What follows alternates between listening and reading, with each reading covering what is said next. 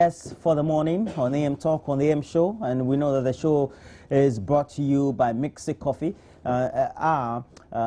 Joseph Nia Adekoka is NDC's chairman for Greater Accra region, and I have to add this. Now the individuals who are contesting him are many. That's good news. That's good news. Good news. It shows that if you set a standard, everybody is interested. Yeah, perhaps it's a very glossy position. Well, that is how they feel. But I think it's a service. My brother here will tell you. You have to work very hard, and that is the only thing that we go in this for. You know, like this morning we should be sleeping, but national duty calls us, and we've come here. Well, true. That's one, yes. And the brother he's referring to is Kamaldeen Abdullahi. Yes. He is the national Nasara coordinator of the MPP, and basically means that they make sure they get a lot more of the votes and rally people in the Zongo communities as well as the Northern Descent, to get a lot more votes for who will be your candidate? Okay, for the party. For my candidate for now, until we get a flag bearer, I don't have a candidate. Okay. Well, that made okay. A lot of the news has been going on about the subject of the IMF bailout that we're likely to get from the IMF. But also Ghana has gone into the market for Eurobond. And even though we've had over subscriptions, etc., the government's initial intention of 1.5 billion has now been reduced to $1 billion US, just to make sure that we get the right value for money as far as the Eurobond is concerned. There's been issues raised about the interest, etc. But according to the analysts, that's the best that we can get from the market. And it also shows that there's some level of confidence that the international community seem to be putting as far as in Ghana is concerned. And so do we think that's a reality, the Eurobond? I think let me say good morning first and foremost to your esteemed viewers and to yourself and my brother here again. You know, Argentina recently tried to raise some funds to pay off their debts, and they were refused. And also they said because of they are not going to pay their debts, and they restructuring the economy. In Ghana, we go to this European market, financial markets, and quickly they are oversubscribed. And like you said, it shows that there's confidence in our economy, despite all the challenges that we are facing. Naturally, I mean, no economy in this world is not facing challenges. Look at the UK. Though Scotland is trying to break away from the United Kingdom because they feel that they are not being well served within the United Kingdom, within the Union, and that they feel that if they come out themselves, they'll be okay. So it shows you that even the first-class economies, there are challenges, right? So if we have gone to the European money market and we've been able to raise $1 billion, I think the important thing is that when we get this money, once again, we should ensure that this money is used to develop the country, especially infrastructure. Most of our infrastructure, we have infrastructure deficit. And that is the only way we can be able to come out and pay for this money. This money must be used in such a way that the returns will be adequately enough to pay off the money that we borrowed. So I feel it's a sign of confidence in our economy. And like I said earlier on, the NDC under President Mahama has taken the relevant steps to ensure that the challenge that we have admitted will be alleviated. And I think we are on course. We cannot deny that fact, that we are on course. Especially, I think today our negotiation with the IMF starts, led by Professor Kwesibotu, a very seasoned politician. And I'm sure that whatever comes out from that negotiation will come and augment our homegrown policies, which is very essential, that we have to start having a paradigm shift in our economic activities. We need to ensure that the imports, those irrelevant things that we are importing, it puts a strain on our economy, is curtailed or minimized, which means that we must have the policies within that will produce those things that we need. That these are simple economic items that we should be capable at this day and age that we are able to produce them to cut down the amount of imports that comes. These are the things that when we do, you can. I keep saying, if we don't do the fundamental changes, it doesn't matter which government comes in, we will still have the same problem. But we must start from somewhere, and it behoves on all of us to come together as one people. Politicize what we do. If we put politics in everything, then we find ourselves wanting, and we start scoring cheap political points, which does not help us. The thing is that Ghana first. We need to position this country that 5 years, 10 years down the line, will also be not a middle-income growing economy, but a first-class economy. Good roads, good housing, good water, good electricity. We need these things for human development. It's very, very essential. Now, Kamaldeen, the concern that has been expressed, though, is about, well, we take all these funding opportunities, or we make use of all these funding opportunities, but where we plug the money is always an issue for a lot more analysts out there. That is very true. Good morning to our cherished viewers, first of all. Getting the money is not the huge problem. I have always said that as for people who have made borrowing their business or lending their business, they sell money. That's their business. Because when you go for a loan, the gentleman who is in charge of giving you the loan, his duty or his business is to sell money to you, for you to pay back in interest, or with interest, I should say. That we went to the Euro market, and that we were able to, float some shares, and the bonds have been bought to the tune of $3 billion. However, Parliament gave us a mandate to go for $1 billion, which we have gone for. Like I said, it is very imperative, okay, for us to ensure that the money that we are getting is put into judicious use. Now, if that is not seen, that's where the difficulty will be. You see, my worry for this government is that it has been the luckiest government ever in terms of accessing funds.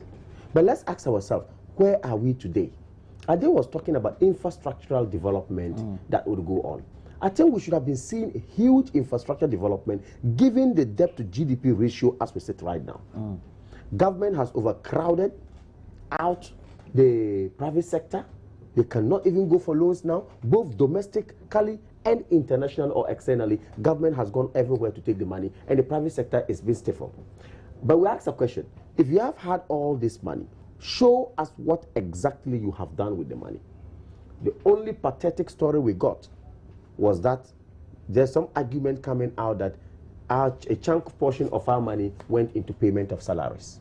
Close to 70-something% of the monies that we have in Ghana went into salaries. If I remember vividly, Mr. Kamaldeen, we're not told that the monies borrowed were used for salary. No, I'm coming. A chunk portion of our GDP. You see, if I go borrow money, absolutely, our revenue. If I go borrow money, okay, and then I generate money internally, then that money comes up to give me a total GDP of the country. It's my revenue. And we are told a revenue that we do have, 70% of it plus has gone to that. And they're leaving close to 20-something% for development, which in fact is not going to be enough. So my point here and my worry is that if just in the immediate past, we've had these concerns, what is going to happen to this 1 billion coming? Because we have not still purged ourselves of the problem of the single spine, which we still think that is what is confronting us with a huge problem, to the extent that there must be pay cuts and all that and all sorts of things as proposals. Are you getting my point? So if we haven't pegged ourselves of that, are we not going to be well placed if we argue that this money is going to go into another payment of salary? We are. Are you getting me? I am not saying that, yes, we don't have to go to borrow. We have to borrow. But like I said, I side with Ade. Let's ensure that judicious usage of the money is envisaged. We see that clearly, then we can go forward. Now to IMF. You see, I am juxtaposing the position of Ghana going to Eurobond for billions of dollars, or for over $1 billion. I hear we are even preparing. We have gone on a roadshow again trying to get more. Because we've had this 1 billion, I hear the finance ministry is applying again to see how they can go on board to get it. It's not no, they've done some work on it. They've done some work on it. Yes, but it's not official. It's not official yet. Now I'm saying that if you are there and you are at IMF again. There are two positions you are taking. You see, why are we taking Ghana? We should be careful. If either we choose getting the Eurobond and then get the money, and of course ensure that it comes to help us in our economy, then the homegrown policies that he spoke about, okay, that money when it comes, let's ensure that we use it. We went to IMF with our homegrown policy. Do you know that? And then IMF said, look, this your policy will not work. They kept it somewhere unless we come in and help you. So what we are going to have now is that a white man is going to sit at the Ministry of Finance and tell us how our budget. What does it matter? No, I don't know.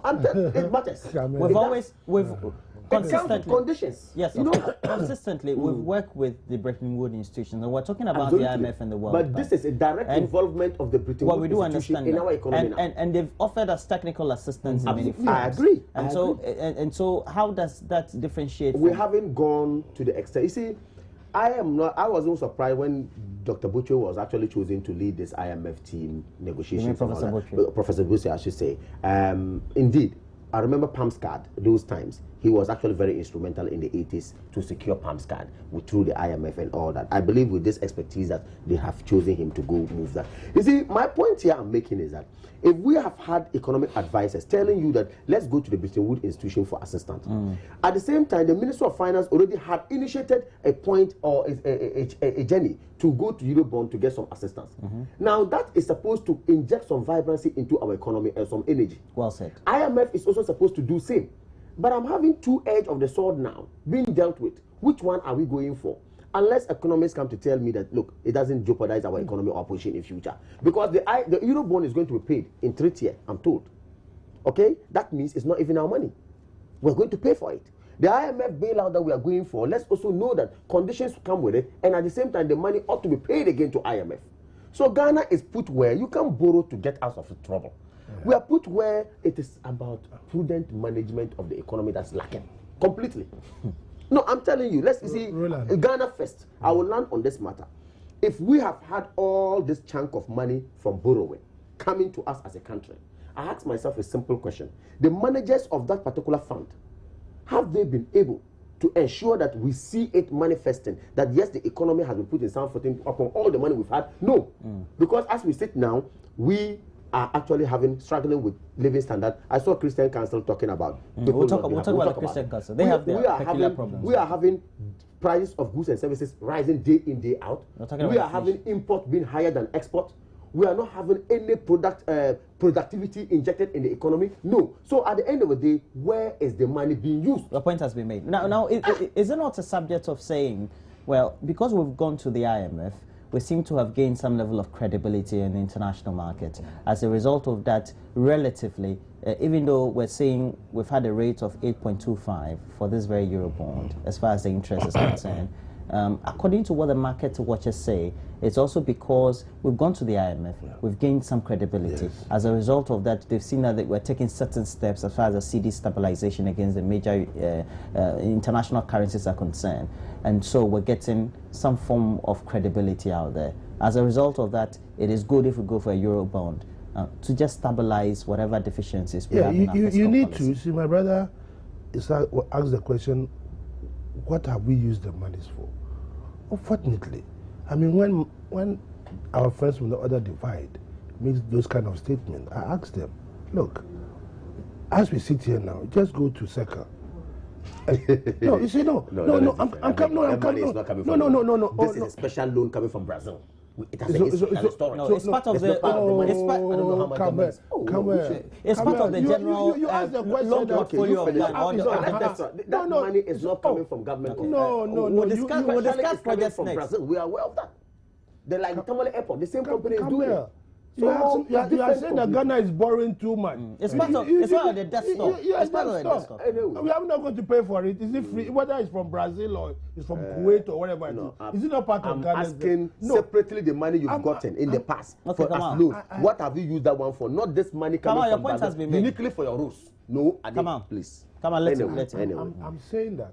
You are very much I want us to be on I see your agitation is that.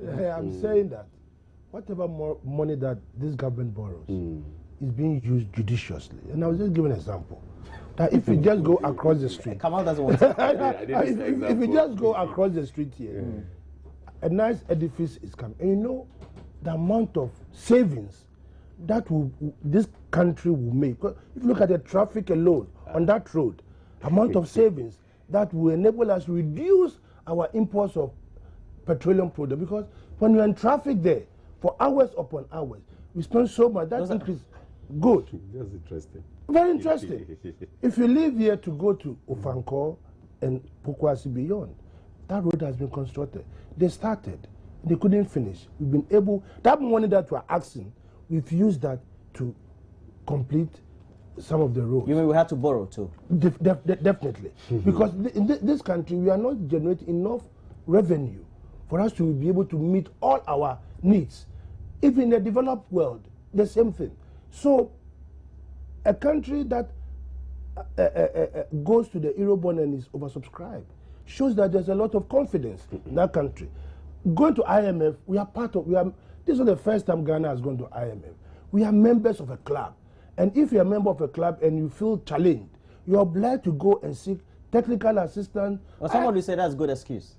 Well, we have admitted. It also shows that, well, there was poor management as a result of that. Now we need help. As for poor management of Ghana's economy, did not start with President Mahama. Over the years, it's cumulative. No, I'm coming. It's cumulative. Our problem today didn't start only yesterday. It's because of cumulative actions. After the successive government have come in. And he seems to be burying the branches. Listen, you went for Eurobonds, 750 million. Yeah. We have to come and pay them because a government borrows, and during our time, interest payments are due. What did you use that money for? That we could have generated enough income to be paying. But I'm coming, please. Yeah, when you're that's fine. Yeah, this interaction. Relax. Go on. You know, we have to come and pay the debts. Debts that have been accumulated over the years. When at this step, some of them were for 20 years, 15 years. President Mahama's time, payments are due, and you have to go ahead and pay them. You are not generating enough income. Fine. I'm saying that IMF Eurobond shows that this country is on the right track, despite what we have gone through over the years. Once we take the necessary steps to do the corrective measures, then we will be on the right. But if we don't do the and want to score political points, then we can go up and down. I can just throw in a whimper and say that at one moment of time, you have to sell Ghana Telecom. Now look at the amount of money that Vodafone are making. If this is a Ghanaian-owned economy, a Ghanaian-owned company, do you know how much money? Because every day, the amount of money that these telecos send out of this country. Could we have done something about it? Because the management, I mean, as far as end of year P&Ls were, the company was not doing well. I mean, GT. And it is because we have mismanaged all those were handled by Ghanaians. So you think that it shouldn't have been? We should have managed ourselves. We don't sell as a country. We don't have our own telecommunication industry. These are handled by other countries, and the amount of money they send out in terms of foreign exchange alone puts pressure on our economy. So you're saying decisions over time, decisions. That's right. So now all of us, rather than come to sit here and score political points, we have to bring our minds and ideas together and see how we are going to position ourselves in the next 5-10 years. That is what is not necessary. Can I have a bite on this submission? He gave myriads of examples, as in trying to say that yes, past government also borrowed and then they came to pay and all that, to the extent that he says Ghana Telecom was sold. I remember very well, prior to 2008 election, their own campaign, in fact, their manifesto, they said when they come, they were going to review the sale of Ghana Telecom. Clearly. When you came, you had a Minister of Communication in place, you had a Vice President then, now President John Mahama, tasked to go to the UK and work to see how you could review it. They only went and came back. Nothing came, no show. We never saw whatever happened. So you see, this idea of trying to say that, or paint the picture, that some government sitting somewhere had sold a particular government entity or a state institution, and then, of course, it didn't go anywhere. I think it's neither here nor there. We have always spoken about privatization, and having the PPP now is working in government. It was working under Kufuor and all that. Okay, privatization brings some amount of energy into an economy. We have state transport sitting there. It's pathetic. Just go there right now. Pathetic, because it's still in the hands of government. You see, so for me, I go for privatization, but I also ensure that not entirely, in its entirety must it go. Ghana Telecom, as it says now, is not entirely for the foreigners. Let's not print that picture. We get some dividends. Of course, we have some dividends, and we are part of it. We sit on the board. So when we sit here and want to score political points and tell someone not to score political points, that's a difficulty. Now let's look at the economy in itself as Ade is talking. Frankly speaking, for me, at a point where you would have to be going for bailouts, is where you have a huge problem in the country, honestly. You see, we may say it's not so or so. The John Mahama-led government, in fact, I tell you, that's very smart. You went to Eurobond, that was opening of this year. Beginning of this year, you went to Parliament and told you go to Eurobond, okay? It's just not yesterday. And Eurobond, you know what happened? The indicators that you had prior to even this one is what they look at. How did the economic fare until where you are and you come to Eurobond? It's not exactly what is happening yesterday that people saw they are subscribing. No. So let's not paint the picture as if the economy is good, is buoyant, that is why people are subscribing. No, it was the indicators we went to Eurobond with that has assisted us to get it now moving on. I'm not going to be a doom spreader. I'm not going to say Ghana will fall down. But Ghana, I wish I'm in it. If Ghana is better, I'm also better. Are you getting me? However, let's be very honest to ourselves and ensure that the prudent management that we are looking for, okay, is given. Because it's not there. It's not there. Completely it's not there. Trust me. We have paid questionable judgment debt. We have, it's always a problem. We've spent indiscriminately. We build billboards. Let me give you this example before I land. Go to Jowolo. You see the president picture in a very huge billboard. That's wrong. How much that cost? Telling us that they are going to build secondary schools. The next moment, after all littering the whole country with these billboards, you then move on now to Parliament and say, Parliament, give me accent. I want to go to look for a loan to come and build secondary schools. Where did you get that money for those billboards? That's misplaced priority. We don't need them. Go first, get the money. Out of the money, make a budget. This is for billboards. This is for the building. But you now finish your billboards and come now rush to Parliament. What are we doing to ourselves? This is what I'm talking about. So, Ade, please, when you go into meetings, tell your people that we ought to have our priorities right and move on as a country. That will help us. But I just wanted to, billboards for a government in power is not wrong, is it? Because I'm into marketing communications. Oh, it's not. It's not wrong. But I'm asking. We had all this talk about STS. Didn't we? All this talk about STS and publicity and buildings will come up and we never, like never before. We said, hey, this thing is a problem. Today, as we said, not a single block has been laid on the floor. But we all know that. It's dead. So if you do this to us, we see you turning governance into rhetorics. Oh, really? Now, yes, of course. Because you talk and you don't see, you don't walk the talk. Let me respond to the STX thing. No, it's not a subject. No, it's a board. We know that it's a dead and gone issue. It's a boardroom wrangling, not government. No. It is our subject of discussion is not about STS. But it's not. But I'm just giving examples. What you did. But now that we have the secured Eurobond of 1 million euros, 1 billion euros. 1 billion. Now, we also have in place our current negotiations with the IMF.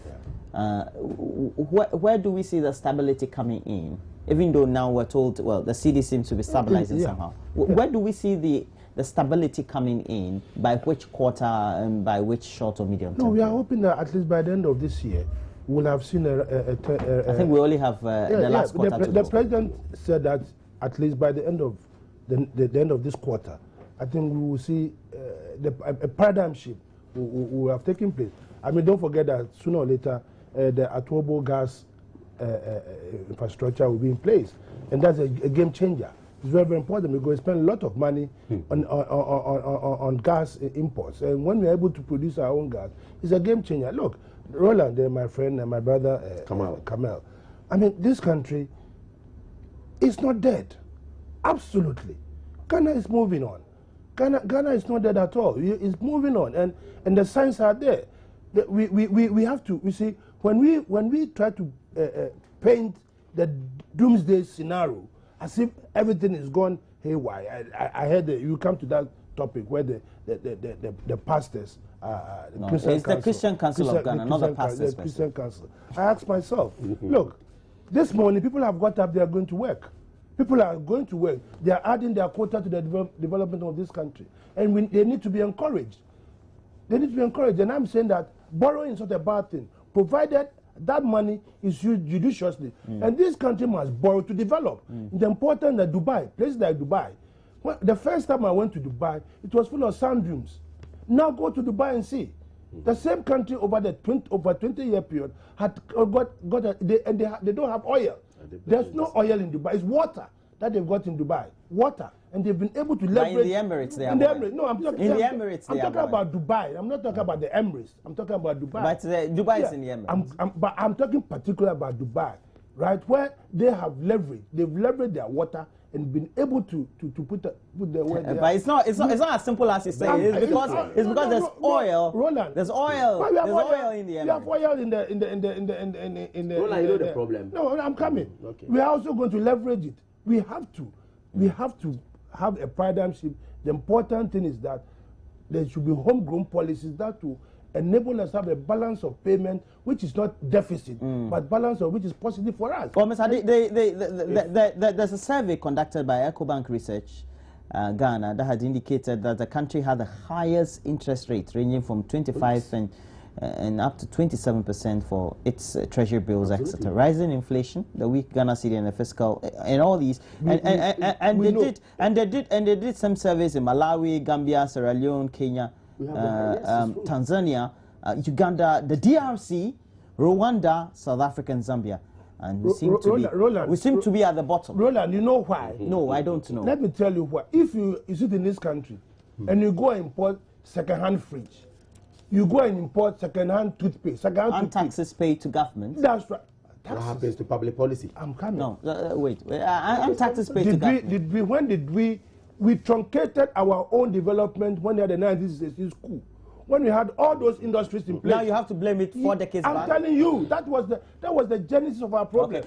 When I was growing up, we had a Casadoma. I remember my father had a fridge which was powered by kerosene, and that was an improvement, right? Later on, I remember when when I was going to school, the trunk that I took to school was made in Ghana.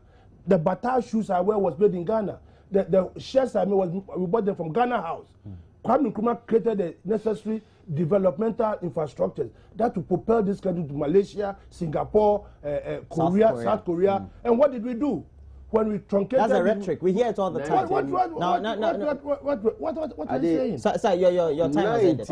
No, I want to ask you a question. Do you think that with all that Mr. Kuka is saying, and you mentioned the issue of policy, do you think that we've had the needed policy changes over the last decade and a half, so to speak? I mean, from even the Kufuor-led administration to Mills, now we have Honorable John Dramani Mahama, His Excellency. I wouldn't like to speak, I will speak to this, but you see, I may sound quite touting the Kufuor administration. No. And of course, that's politics. It's that would reality. be politics. It's not, but it's reality. The Kufuor administration, prior to its coming to, government, that is around 2000, late Professor Mills, who was the head of economic management team, clearly came out to tell us that the economy was basically in shambles. Clearly, he told us. Now, when Kufuor got it, 2 weeks into the whole governance, Ghana was going to be deviled with serious energy crisis to the extent that our depletion at the reserve was going to be so enormous. Kufuor and co were able to turn things from proactively and ensure that we had this energy supply coming from Sahara and other places in Nigeria. That saw us on a sound footing. They moved. The economy had a growth of 3-point-something%, which they inherited. Before they exited, a growth of 7.5% were given to NDC today, 2009. So I am saying that we had people who, of course, were committed to the management of this economy. When they were running to HEPE, we were talking plenty. Yet we saw. I think you're only touching the Kufuor administration. And you ended up comparing that to what Ade said. I beg your pardon. Comparing that to what Ade said. That yes, Kwame Nkrumah time, he saw this and Ghana made a whole lot of things. We had someone who misruled this country for 19 good years. 19 good years. Under their auspices. And 19 years, he sold close to 360-something state enterprises. All of them were sold. 300 and something. For you people, for the bad books in which you are in terms of Ghanaians, it's so huge. 19 years of misrule under Ade and co auspices. We sold 300 and something state enterprises, all Saba Motors, whatever, all of them went out. Now I'm saying all that happened, but in 2008, when the election was conducted, they gave the power. What did they do after 8 years? What did they do? That they did. You ended up selling Ghana Telecom to bail yourself out. You're harassing him. You would come and give all the fine stories. That is why I am making an appeal to all Ghanaians as I sit now, including myself and whoever. Let us vote on issues and not vote on what somebody will come and say or false promises. When you look at it, you see, people will come and tell you, I am going to give you one-time premium. Today, as we sit down, they're the same people who come and tell you why they cannot do one-time premium. The same people will sit down and the deputy minister will get up and go to parliament and tell Ghanaians that one-time premium is 6 million.